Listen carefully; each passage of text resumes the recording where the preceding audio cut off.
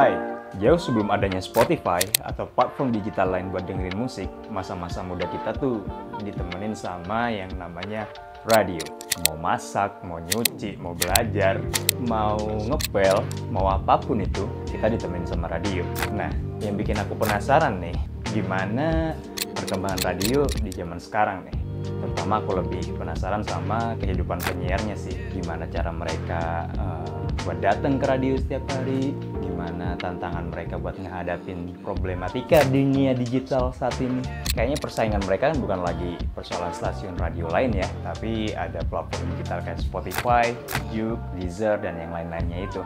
Terus juga mereka ngeliat apa sih di profesi ini untuk 5 tahun atau 10 tahun ke depan? Tenang aja, aku udah punya temen nih yang seorang penyiar radio juga. Kemarin udah janjian.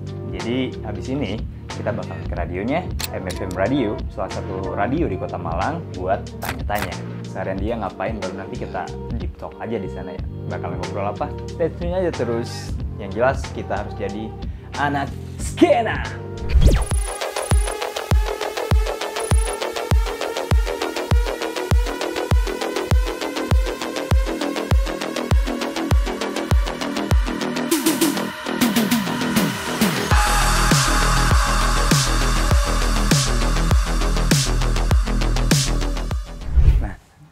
Kalian bingung ya, kenapa aku ada di kampus ABM katanya mau ke MFM? Ya karena emang radio MFM tuh ada di kampus ini, kampus ABM itu. Ada di atas itu nanti kantornya. Cuman karena emang aku datangnya kecepetan, jadi temanku belum datang. Janjiannya jam 2, sekarang masih setengah 2. Jadi kita tunggu aja. Sambil jalan-jalan kali ya.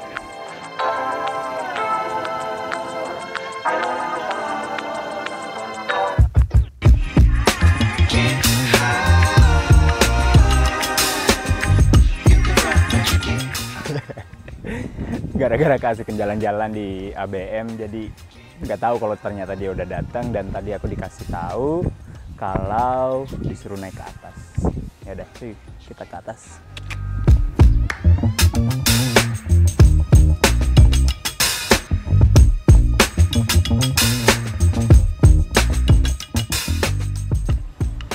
Halo Mas Bro. Wih, Mas Bro. Apa kabar? Alhamdulillah baik. Gak kesasar kan? Gak. Tadi nungguin di situ. Oh iya. Halo nih, namanya Ilham Aga, kenalin. Halo, salam kenal. Nah, dia penyiar di MFM Radio. Betul. Udah berapa lama? Sekitar 6 mau ke 7. 6 mau ke 7. Benar. Lama sih. Mau masuk? Boleh. Sini.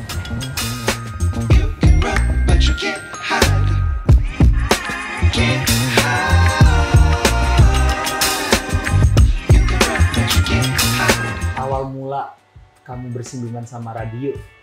Awal mula, sebenarnya awalnya itu dari pendengar sih. Jadi pendengar dulu. Jadi waktu aku dulu masih kecil, aku sukanya dengerin radio, update lagu kan biasanya kan, apalagi kayak aku anaknya sahabat dahsyat gitu kan, inbox mantap gitu. Tapi terus habis itu kayak tiap harinya dengerin radio. Jadi kalau misalkan di rumah tuh biasanya kalau misalkan weekend itu pagi-paginya dengerin radio. Terus habis itu kayak tertarik banget ngedengerin kayak, wih keren ya orang bisa kayak ngomong sebegitunya gitu kan. Terus habis itu akhirnya juga mulailah request kayak gitu-gitu dulu itu sampai SMP kalau nggak salah ya, sampai SMP. Nggak, sampai SMA juga masih suka request. Terus habis gitu kayak sukanya nelpon. Dulu kan masih ada telepon rumah tuh di rumah ya kan. Habis itu telepon sampai tagihannya membengkak lah intinya ya kan. Dari itu akhirnya mulai lambat laun dari SMP ke SMA itu mulai pakai HP juga kan. Akhirnya ya udah cuma chat-chat aja. Terus habis dari gabungan itu barulah kayak, oh aku pengen deh kayaknya jadi penyiar radio, kayaknya seru gitu. Yang memperkenalkan radio pertama kali siapa? Atau iseng-iseng aja tiba-tiba coba deh dengerin radio? Yang pertama kali itu di rumah sih, karena kebiasaan orang tua yang dengerin radio di weekend pagi gitu kan, sambil ibuku sambil masak, biasanya ada radio tuh di rumah ya kan. Dulu masih ada, sekarang udah nggak ada. Gitu. Udah dijual? Kayaknya udah rusak kali ya. Udah rusak ya. Terus pas kamu memutuskan buat bekerja sebagai penyiar radio itu, bayangan awal kamu apa? Bayangan awal aku sebenarnya berangkat dari diri aku sih. Maksudnya diri aku waktu itu seseorang yang aku sadar aku itu orang yang pendiam pada saat itu, introvert dan nggak bisa ngomong. Pokoknya nggak berani deh, sesimpel kayak waktu kecil orang tua aku nyuruh bayar uang makan ke kasir, aku nggak berani gitu. Berawal dari situ sih sebenarnya. Terus habis gitu Akhirnya aku mikir, aku tuh anaknya suka tampil jujur. Suka tampil tapi aku introvert dan aku takut dan malu. Terus aku gimana ya caranya? Akhirnya aku awalnya itu mulai dari kuliah dulu. Kuliah aku berusaha buat kayak terbiasa hidup sendiri dan akhirnya aku ngambil jurusan yang pertamanya aku pikir aku ngambil kan ilmu komunikasi ya. Awalnya aku mikirnya bahwa kayak oh aku belajar buat berkomunikasi, ternyata tidak. Ternyata salah besar di ilmu komunikasi, tidak mempelajari itu tapi mempelajari tentang media gitu kan. Akhirnya aku coba cari cara lainnya, ternyata di fakultas aku kebetulan ada radio kampus waktu itu. Jadi berawal dari situ aku coba ikut daftar, ternyata masuk dan ternyata lingkungannya suportif. Kayak istilahnya kalau radio tuh anaknya mulut semua gitu, ya kan gitu. Akhirnya karena lingkungan yang suportif itu ngebuat aku kayak oh aku bisa untuk berani buat ngomong, berani buat tampil ya karena emang dia sangat suka tampil. Akhirnya terfasilitasilah dengan radio pada saat itu di dunia radio maksudnya. Akhirnya belajar terus-terusan ngomong segala macam. Akhirnya terbukalah beberapa peluang-peluang lain termasuk akhirnya setelah aku udah selesai nggak ada mata kuliah lagi tinggal skripsi pada saat itu aku berusaha buat daftarlah di radio komersial, akhirnya masuk di MFM ini kayak gitu. Yang jadi titik balik kamu yakin kalau kayaknya aku akan berkarir jadi announcer nih. Apa tuh? Yang ngebikin aku yakin pertama itu tadi merubah banyak hal di hidup aku. Dari aku yang pemalu segala macam akhirnya menjadi aku yang sekarang yang berani bisa ngomong kayak sekarang di depan kamera. Itu pertama ya kan. Yang kedua adalah membuka banyak banget peluang di sini bukan cuma siaran radio doang tapi akhirnya juga aku bisa buat ketemu sama orang-orang baru yang ternyata banyak ilmu juga yang aku dapetin. Peluang-peluang lain juga kerjaan misalkan akhirnya aku dipercaya pernah jadi juri, pernah jadi pemateri, MC itu udah pasti kalau siaran radio ya kan di berbagai acara. Akhirnya kayak wah ternyata aku bisa ya men-challenge diri aku buat bisa ngomong di misalkan waktu acara konser dengan banyaknya orang kayak gitu. Banyak hal-hal yang akhirnya ngebuka peluang-peluang aku di situ. Jadi aku ngerasa bahwa ternyata memang di sini kayaknya dia tempatnya. Karena kan kalau misalkan siaran radio kan fleksibel ya. Kamu punya waktu jam siaran tapi di sisa-sisa jam lainnya kamu bisa melakukan banyak hal untuk mengeksplor diri kayak gitu. Jadi nggak terikat dalam artian nggak office hour lah, nggak office hour yang kayak kita harus kayak jam segini apa jam segini kerja terus habis itu bisa cuma weekend doang. Nggak, kita bisa ngelakuin setiap hari selama di luar dari jam siaran kayak gitu. Pernah gugup nggak pas siaran? Pasti. Jadi pertama kali gugupnya aku itu waktu siaran perdana. Aku dapat program waktu itu malam minggu, terus habis itu saking gugupnya aku pertama kali talk udah opening set, aku lupa matiin mic-nya. Jadi mixer buat matiin mic-nya aku lupa pencet, akhirnya suara aku masuk. Jadi kayak wah, aku teriak-teriak segala macem, pendengar tahu. Akhirnya ngechat. Di MFM. Akhirnya ngechat di WhatsApp gitu kan, langsung kayak kak mic-nya lupa dimatiin gitu segala macemnya. Itu benar-benar kayak oke, baiklah. Udah selesai itu, gugup berikutnya ada lagi. Gugup berikutnya adalah ketika aku masih anak baru, terus habis gitu siarannya itu sama sama artis, sama narasumber kok gestar sih, sama narasumber ya kan. Itu waktu itu promo film, tahu nggak siapa ada Luna Maya sama Herjunot Ali. Wow, anak baru tuh ya, bayangin satu ruangan sama Luna Maya sama Herjunot Ali, gimana deg-degannya. Terus habis itu waktu itu aku cuma news sih sebenarnya, jadi bacain news. Terus habis itu kayak gugup terbata-bata segala macem kayak gitu-gitu. Akhirnya kayak dari itu gugupnya mulai terminimalisir sih, bahwa ternyata kita nggak boleh terus-terusan gugup. Cuman sampai sekarang masih ada ketika sama artis-artis yang gede-gede gitu. Tapi kalau misalkan udah siaran udah nggak ada kalau gugup. Cuman memang yang aku pelajari akhirnya dari gugup itu jadiin kita tuh jangan jadiin down, tapi jadiin kita sebagai motivasi untuk akhirnya oh ada tanggung jawab di situ buat kita bisa lebih baik lagi gitu. Proses lah jam terbang nantinya gitu. Jadi nih sekarang aku lagi sama Odi ya. Halo. Odi bukan namanya? Iya benar, Odi. Ini tandemnya Ilham. Benar. Nah Odi, aku mau tanya nih. Apa tuh? Selama kerja di MFM seneng nggak? Seneng lah. Kenapa tuh? Kenapa? Karena memang impian dari kecil kan jadi penyiar radio, terus ditambah juga lingkungannya menyenangkan, partnernya juga sangat membantu. Maksudnya satu sama lain tuh saling membangun satu sama lain juga gitu loh. Jadi kayak sangat-sangat mendukung untuk diri ini menjadi lebih maju lagi. Suportif ya. Suportif, wow. Sekarang aku lagi sama Mim Dut yang ternyata juga seorang penyiar di MFM ya. Iya dong, announcer. Asik, bahasa Inggris nih. Jadi Mim, aku mau nanya nih, gimana perasaan kamu kerja di radio? Seneng banget. Senengnya pakai banget karena memang dari kecil aku suka denger radio, terus SMA udah siaran radio, dan sampai detik ini aku seneng banget kayak jadi penyiar radio. Adam Cesar, salah satu temennya Mas Ilham juga. Nah, aku mau nanya nih, seru nggak kerja di radio? Seru sih, seru abis. Singkat doang jawabannya. Apa sih tantangan terbesar yang dialami oleh seorang penyiar itu selama kamu deh yang dihadapi oleh kamu selama kamu siaran ini? Tantangan terbesar sebenarnya menurut aku untuk meyakinkan keluarga sih. Maksud aku kan kayak aku kan nggak dari Malang nih, ya kan. Terus habis itu sementara keluarga aku orang tua aku lebih tepatnya, aku ke Malang untuk kuliah, ya kan. Dan harapannya kan setelah kuliah kerjanya apa gitu ya kan, tau lah orang tua seperti apa. Sementara lah kok siaran radio, sementara orang pasti mikirnya kayak siaran radio ngapain sih, ya kan, cuman ngomong doang apa segala macam. Itu tantangan terbesarnya menurut aku untuk meyakinkan bahwa dari siaran radio ini nggak cuman kayak ya udah siaran tok gitu yang cuman main-main, tapi juga berpenghasilan, dan juga meyakinkan bahwa ini itu hal yang aku sukai dan juga hal yang bisa membawa aku untuk masa depan aku ke depannya kayak gitu. Itu tantangan terbesarnya, sama tanggung jawabnya sih, tanggung jawab ke pendengar.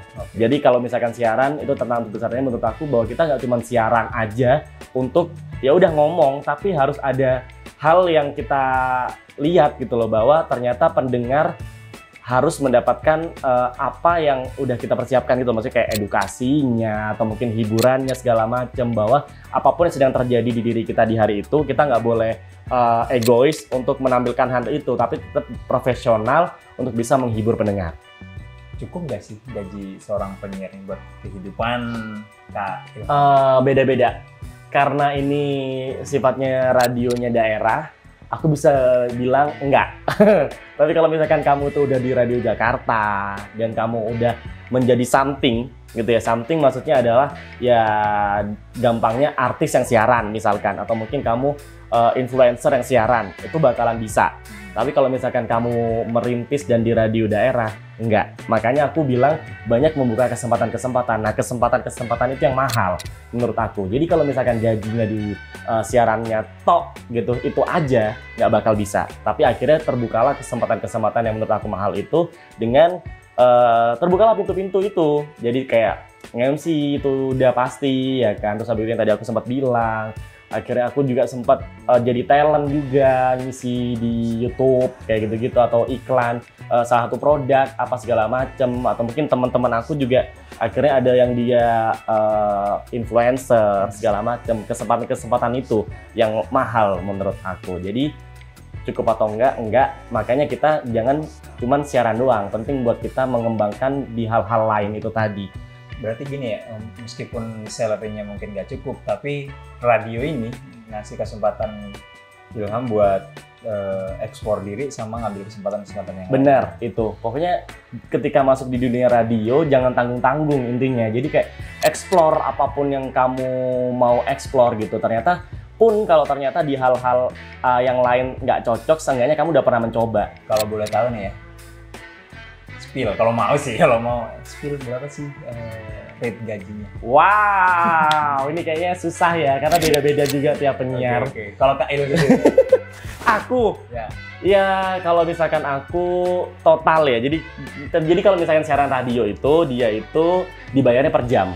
Jadi per jam itu berapa gitu ya kan. Tapi kalau misalkan di spill berapanya, kayaknya aku bisanya cuma kasih gambaran tapi nggak yang pastinya ya. Okay. Jadi kalau siaran radio 1 bulannya itu, karena aku udah melewati 7 tahun itu, sekarang itu belum sampai 2. Belum sampai 2. Tapi di bawah itu, kayak gitu.